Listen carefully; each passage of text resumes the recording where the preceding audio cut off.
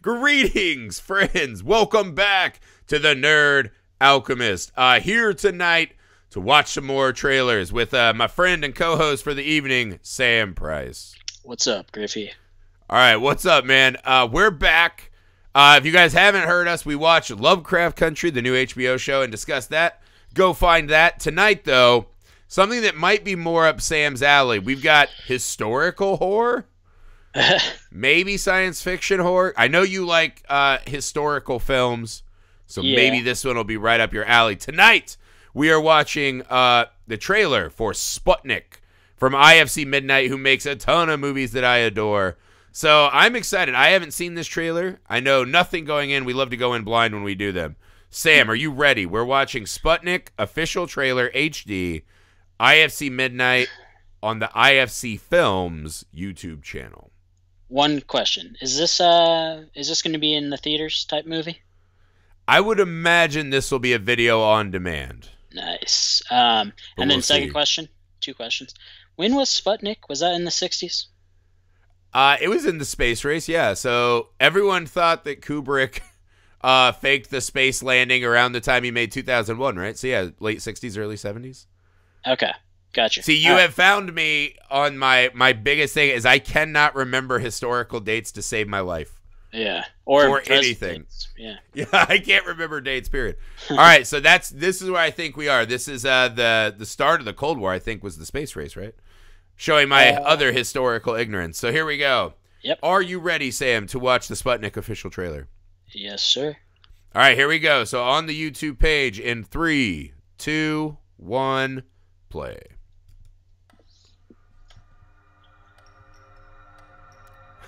They brought a nesting doll. Well, they're Russians, dude. I know. It's like, in case you didn't know. The little... Hey, they're actually speaking Russian. That's awesome. Oh, fuck. Yeah, they beat us up there with Sputnik.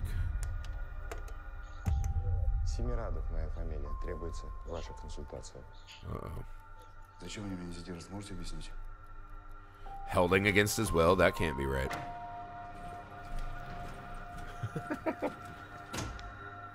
I like it. Yes. Oh, I hate this kind of stuff.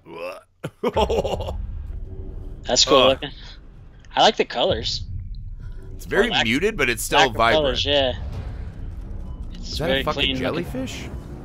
Oh, look at that thing! That's awesome. Cool camera shots. Parasite. He picked something up. This is like the 90s Charlize Theron movie, Virus. Was that or Jamie Lee Curtis? I can't even remember. The Astronaut's Wife, all of those. Oh, I like my heroes not parasitic. Yeah, being a hero for the Soviet Union is not a great thing.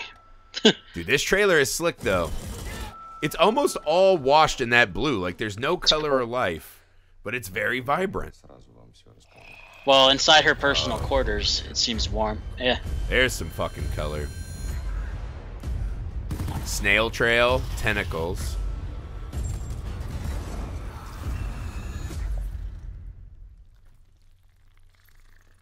Oh, what audio. Huh. Nice. Okay. So I feel like I have like a couple pressing questions. Does it keep going after this? Hold on. No. There's like the, watch these trailers. You should subscribe to IFC Films. They have amazing trailers. They're making a lot of awesome movies, especially some good horror ones. Interesting, man. Okay, so this is a little different setup than I imagined. This feels like I haven't seen this version of this story in a while, right? This feels very much like The Thing, Life, a lot of these movies we talked about where we go into space, We're not supposed to be out there, we bring something back, right? Yeah. I don't know if I can remember one where our scientist was trying to save the parasite and fight the humans. There's always one guy that wants to do that, but he's usually the bad guy. Right, well, it's the classic aliens, right? Like, oh, yeah. I'm supposed to save the organism, right? And your synthetic goes a little nuts. But this is an actual human doctor. I guess I might have missed in the trailer if that was someone she was romantically entangled with. Well, that's true. If Maybe there's something about life she loves. Yeah, she had a lot of handwritten notes and drawings of this thing. So maybe she just becomes maybe she is the evil scientist who's like, I'm just infatuated with evolution. I'm not hooked on the human form. I don't care as much. She's the Nazi doctor of the bunch. In the Soviet Nazi doctor. Right.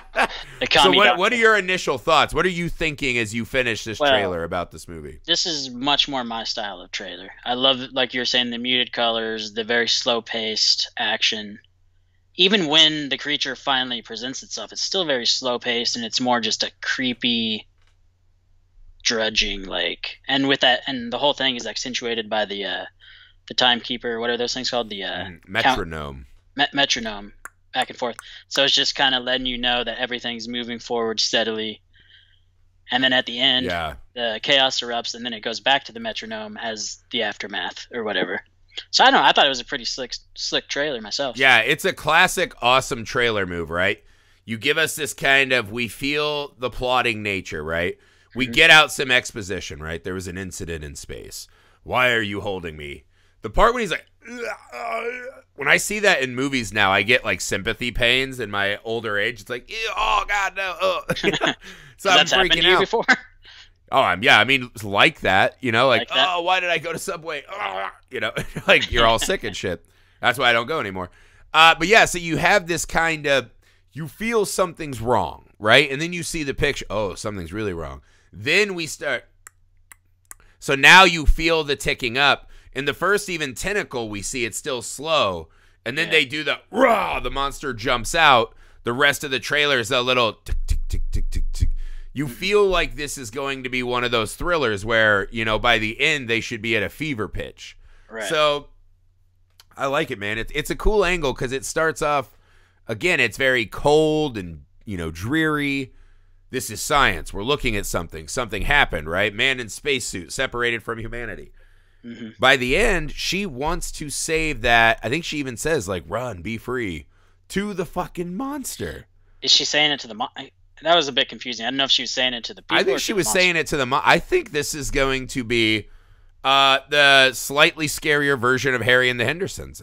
I think this is a person who finally finds something that is bigger than the monotony of their life, right? And that's really good for communist USSR times, where everyone's just part of this giant machine, this dehumanized entity, right? Mm-hmm. And here you see that life and nature, the universe, there is a magical creation that you cannot escape, right? That there is more, it is better, right? This unique thing. Very much like when, you know, Harry gets hit with the car and he's like, fuck, dude, I'm so sick of being just like a assistant manager at a gun store. And he becomes a Sasquatch lover, right? It feels like the same setup to me.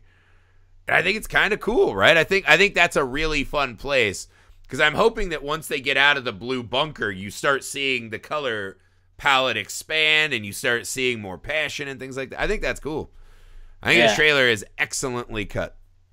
Yeah, I would agree with that. I'm not so sure about the symbolism. I'll have to watch it.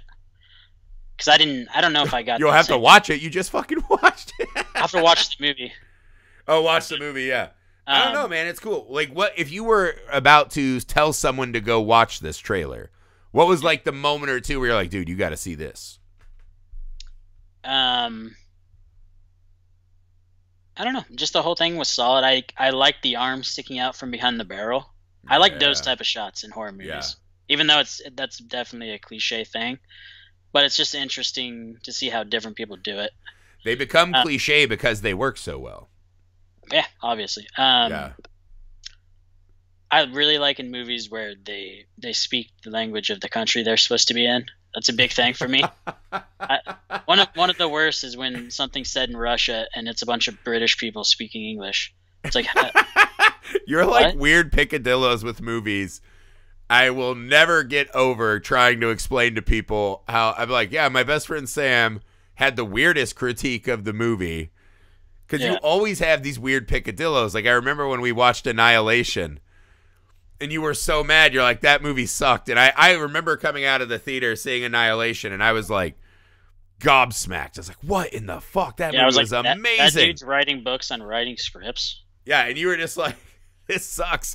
And I was like, what? And you said, I was totally pulled out of it immediately because the scientists took off their hazmat suits in the Shimmer Zone, right? In the southern region. Yeah. Well, and I find it weird that you think that's weird. Like, even just, what about modern day, man?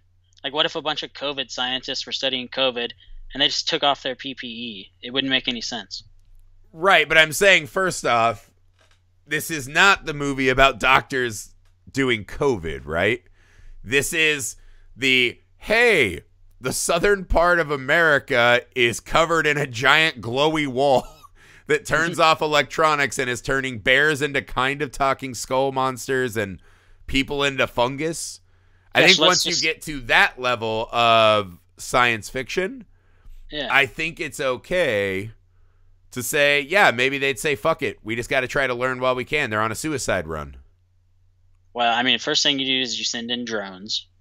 They don't work. Electronics don't work. We already talked about this. Well, second thing you do is you don't take off your breathing equipment when you go into a place that's turning bears into skull monsters. They didn't know about the bears, did they? Well, you just said they did. I get confused as to what's in the book or not. Because in the book, they had already had like 11 to 13 expeditions. They knew they tried women because men had killed each other so much. They tried to not know their names because that became a problem. So I might have been adding some other stuff. Yeah. None of that was explained in the movie, so none of that made any sense to me. I was like, why are they sending You literally told me that movie sucked because they took off their breathing suits. Well, I mean, that's not the only reason. That was just the biggest ending also sucked, and the middle part also sucked. And the beginning was not great. This is the part about you, Sam, that I don't comprehend, because I don't know anyone who watches and seems to love movies more than you. You watch more movies than almost anyone I've ever met. Yeah. But how many of them do you immediately are like, oh, there's something unrealistic. I don't like this anymore. How often does that happen to you? It just depends on the movie. If it's a movie that's touted as being this amazing, well-written, beautiful work of art, I judge it much more harshly. Like if I watch Paul Blart, I'm like, that's a pretty good movie. It's not supposed to be anything. It's just supposed to be a stupid-ass movie. Whereas Annihilation is supposed to be this, like, oh, it's cutting edge. This is like cutting edge sci-fi. Like the other movie he did, which was awesome, about the androids. Ex Machina, yes. Ex Machina. Alex that was Garland. Yeah. So that's one I did like. I think you just had another first on the internet. You just said that Paul Blart's better than Annihilation. I didn't say it's better than it's better at what it does than Annihilation is at what it does. If that makes I don't know sense. what this has to do with Sputnik. Your absurdities. What I think, though, is that Sputnik gives me that vibe, right? Of that, I like the idea of planting hope and individualism inside of the USSR and seeing this lady fight back against her whole, like risking her whole life to save this fucking Harry and the Henderson style tentacle monster. That's the movie I'm hoping to get. I think that sounds really cool. It would be interesting. So you're thinking maybe the monster, because you didn't really see a lot of shots of the monster killing people at all. Well, my question is that monster what the human astronaut turns into? Or is that like a chest burster scenario where it comes out and is now its own thing? Well, I think in order for your idea to make sense, I think he would have to change into it. Because if it killed him, maybe she wouldn't want to save it. Or what if he's like the guy that's been, giving her a hard time at the office? It seemed like and that. And now too. She's like, oh, look at this little sweet savior. There was like a cutaway scene, and it looked like her like sleeping quarters or whatever. The only well-lit area that had like some sort of warmth to it. And she was like touching his shoulder. So I think so maybe there's a bond, yeah. So then that becomes almost like a little District 90, right? Yeah, exactly. That's what I was thinking, actually. Yeah. His is different because he's actually going there for the man to evict aliens, becomes one himself, and then finds his heart once he's like, oh, it does suck to be brutalized by a government. Oh.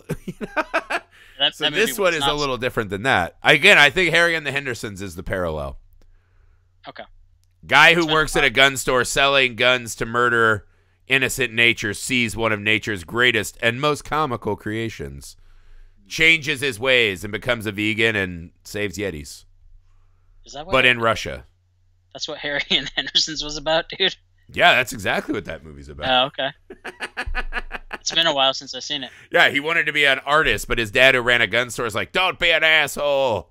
Come sell magnums." Right? So then everyone's buying guns to kill Harry, and the Hendersons are like, "No, we'll save you." And he draws like a really nice picture of him, and we know his character's changed. It's great. Yeah. It's a great underrated kids movie, as I'm sure Sputnik will be someday as well. All right, thank you guys for hanging out and discussing Sputnik and Sam's weird annihilation takes and everything with us. I was going to give you a chance to defend yourself. That's fine. Don't. Go in the comics and tell Sam why he's wrong. Leave us ideas for things you'd like to hear us talk about. Yeah. Trailers. IMDb battles is a new segment we have coming up. We're laying out our case very lawyerly right now for our Harrison Ford versus Tom Hanks battle. So hit us up with those ideas. Any questions you'd like us to take on quickly? We would love to have all that stuff from you guys. Let us know. Please hit subscribe below. Make sure you're downloading, rating, and reviewing the Film Alchemist podcast wherever you find podcasts. We're on all the social medias. You can email us, filmalchemistpod@gmail.com, with any other ways you'd like to communicate with us. Thanks for joining me, Sam, on this journey to Mother Russia. Yeah, man. I love it there. All right, we'll be back. Later. Laters.